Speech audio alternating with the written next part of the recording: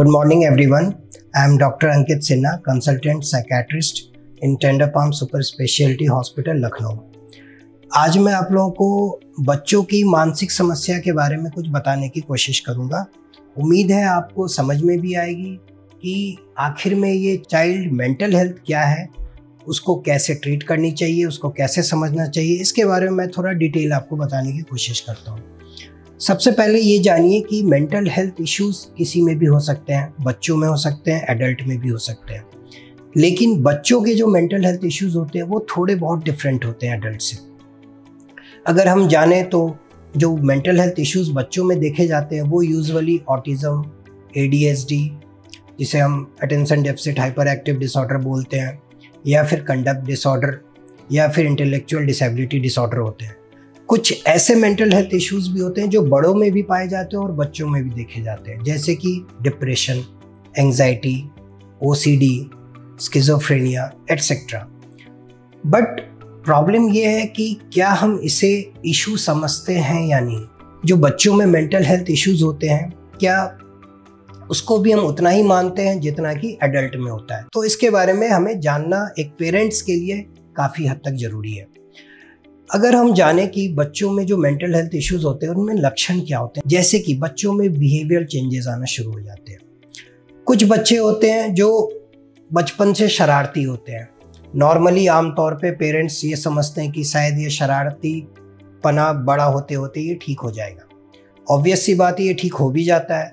But कहीं कहीं जब ये शरारती पना, जब ये बिहेवियर इश्यूज इस लेवल पर बढ़ जाए कि वो खुद के लिए भी नुकसानदायक हो, बच्चों के लाइफ, उनके पर्सनल ग्रोथ के लिए नुकसानदायक हो, या फिर वो पेरेंट्स के लिए प्रॉब्लमेटिक बनने लग जाए। अगर ऐसी चीज़ें आपके बच्चों में बिहेवियर इश्यूज के रूप में अगर दिखते हैं तो डेफिनेटली आपको एक प्रोफेशनल हेल्प की ज़रूरत है। फॉर एग्जाम्पल, जैसे ऑटिज्म के बच्चे होते हैं, उनमें आप जब नोटिस करेंगे तो उनका इंटरेक्शन काफ़ी कम हो जाता है, स्पीच डिले हो जाती है, एक रेपिटेटिव बिहेवियर डेवलप होने लग जाता है। मोस्ट ऑफ द टाइम वो वन चीज़ें, एक ही चीज़ को बार बार दोहराते रहते हैं, जिसे पेरेंट्स समझ नहीं पाते। उसी तरह दूसरी डिसऑर्डर है ADHD, जिसमें कि बच्चे काफ़ी हाइपर एक्टिव होते हैं, एक जगह टिक कर बैठ नहीं पाते हैं, हर वक्त इधर उधर चलते रहते हैं। लोगों को लगता है ये बच्चा शरारती है, बट धीरे धीरे वो इतना ज़्यादा बढ़ता है कि बच्चे में काफ़ी ज़्यादा एग्रेशन आ जाता है, स्कूल में चीज़ें तोड़ने लग जाता है, इवन स्कूल में दूसरे बच्चों को परेशान करता है, जिस वजह से बच्चे को संभालना थोड़ा मुश्किल हो जाता है। तो हमें यहाँ समझना है क्या ये कोई प्रॉब्लम तो नहीं है। अगर हमें लग रहा है कि ये चीज़ें हमारे कंट्रोल में नहीं है तो you should always take a help from psychiatrist और ए साइकोलॉजिस्ट। तीसरी चीज़, अब अगर देखें, जैसे मैंने बताया डिप्रेशन, जो कि बड़ों में भी हो सकता है, बच्चों में भी हो सकता है।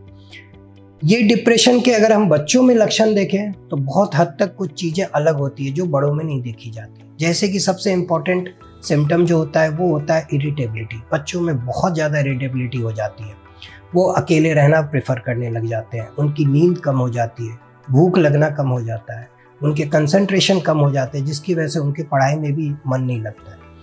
तो ऐसे कुछ सिम्टम्स हैं जो कि हमारे बच्चों में मेंटल हेल्थ इश्यूज़ को डिनोट करते हैं।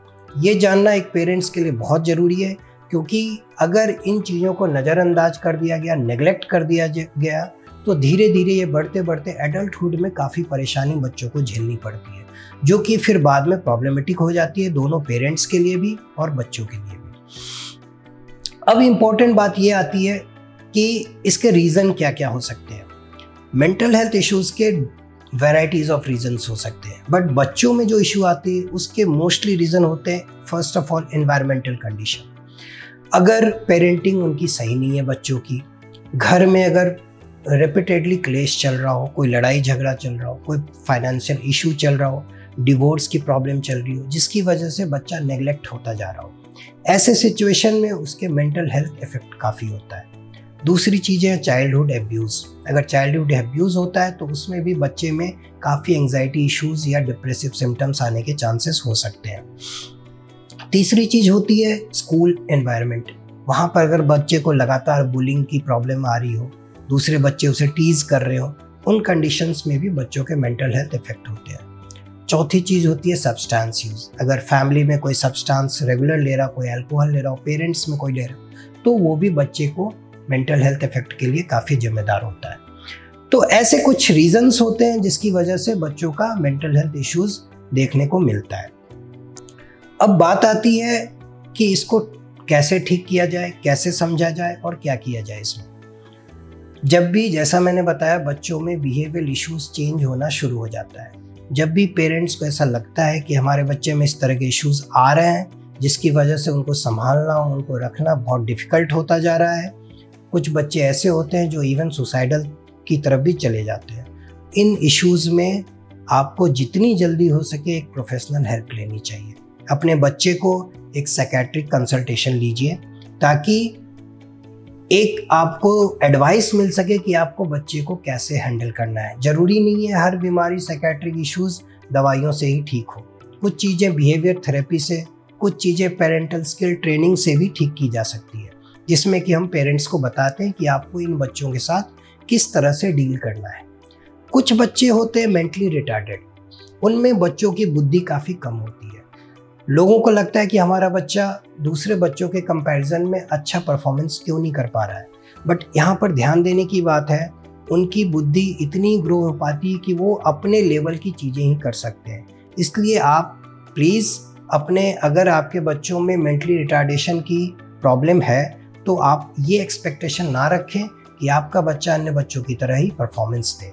इससे बच्चों में और ज़्यादा एंग्जाइटी शुरू हो जाती है, उनमें और ज़्यादा डिप्रेसिव सिम्टम्स आने के चांसेस होते हैं, अग्रेसिव बिहेवियर होने के चांसेस हो जाते हैं। तो ये कुछ मेंटल हेल्थ इश्यूज़ होते हैं जिनको हमें समझना और जानना, पहचानना बहुत ज़रूरी है। तो इसके लिए आपको एक साइकियाट्रिस्ट से मिलना बहुत ज़रूरी है। अगर आपके बच्चे में ऐसे कुछ भी मेंटल हेल्थ इश्यूज़ हैं, वो आपको बताएंगे किस तरह से आपको अपनी पेरेंटिंग रखनी है, किस तरह से बच्चों को डील करना है। कभी कभी कुछ इश्यूज़ में मेडिकेशंस की ज़रूरत होती है, वहाँ पर हमें मेडिकेशंस स्टार्ट भी करनी होती है। अब इसमें ये नहीं घबराना है कि ये मेडिकेशंस बच्चों को अगर दी जाएगी तो लाइफ टाइम दी जाएगी, ऐसा नहीं है। सिम्टम्स इम्प्रूव होने के बाद, डिजीज़ डिसऑर्डर रिकवर होने के बाद मेडिसिन बंद करने का प्रोविज़न भी होता है और मेडिसिन स्टॉप भी की जाती है। बट प्लीज़ इस चीज़ को इग्नोर ना करें, क्योंकि ये मेंटल हेल्थ जितनी ज़्यादा अफेक्टेड होगी एडल्टहुड में, उतनी प्रॉब्लम बच्चों में बढ़ती जाएगी। आई होप आपको थोड़ी बहुत मेंटल हेल्थ इश्यूज़ के बारे में समझ में आई होगी। आई थिंक आगे से पेरेंट्स इस चीज़ का ध्यान रखें और इसे बिल्कुल भी नेग्लेक्ट ना करें। Thank you.